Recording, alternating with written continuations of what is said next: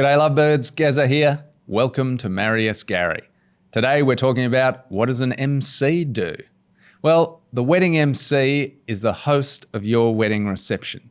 They're the point of the contact for the venue and all of the vendors, and they are there to make sure your audience are just having the best night and to take away all those last minute decisions so you as the couple don't have to make them. And heaven forbid the wheels do come off the train, they are there to keep that event running on track and make it seem like it was all meant to be.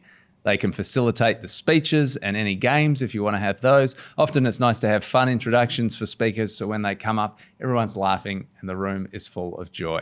They also do introductions for the couple. They will do the first dance, the cake cutting, any toasts, and the bouquet toss if you're having that, and also a guard of honour at the end of the evening. They are the all-round person to go to take the stress off you so you can enjoy your wedding reception.